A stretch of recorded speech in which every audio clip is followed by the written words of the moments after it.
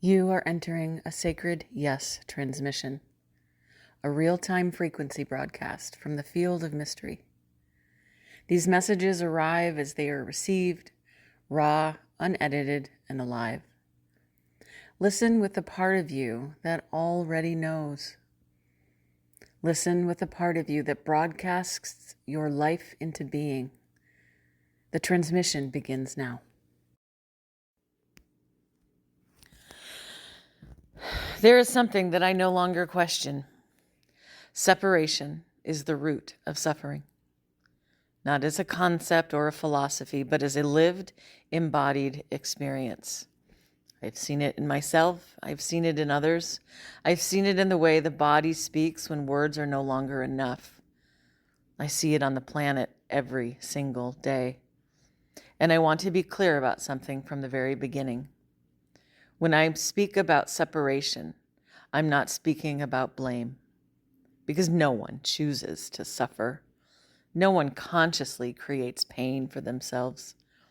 But we do live inside patterns of forgetting who we are, forgetting what we are, forgetting that we are connected, forgetting that the same intelligence that beats our heart is not separate from us. And in that forgetting, the experience of separation is born. Separation feels real, but it is not truth. Separation can feel like I am alone in this. My body is against me. Something is wrong. And the body does not ignore that experience. It responds to it. Because the body is not separate from consciousness. It is an expression of it.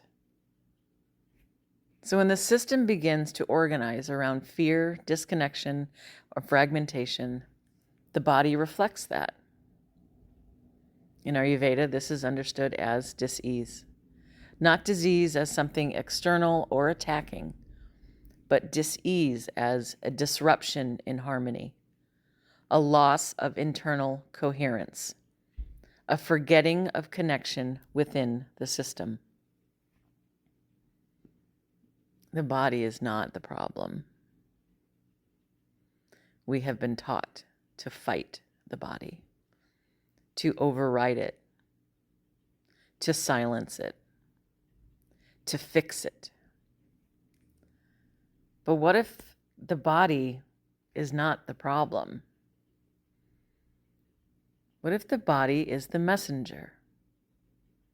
What if what we call illness is not betrayal, but simply communication? A signal that something within the system is no longer aligned. Not in a moral sense or in a you did something wrong sense, but in a something is here and it's asking to be seen sense. Fear, fragmentation, and the nervous system. When we experience separation, we experience fear, even subtly, unconsciously. And the frequency of fear changes the body. It changes the breath, the chemistry, perception, and cellular communication. The system becomes protective, contracted, fragmented. And over time, that fragmentation expresses itself. Not because the body is broken, it's because it's trying to bring attention to what has been disconnected, to what some call cellular confusion or cellular amnesia.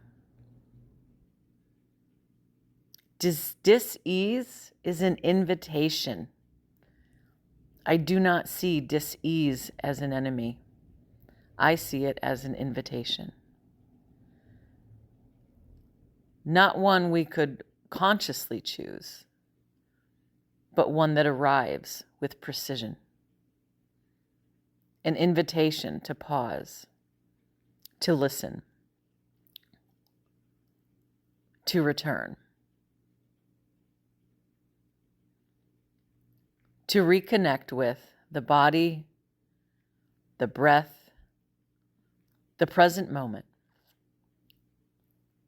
the deeper intelligence that is always functioning beneath the noise.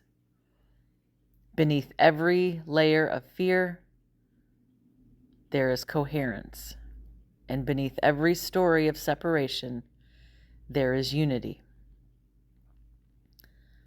This is why my work is not about fixing people.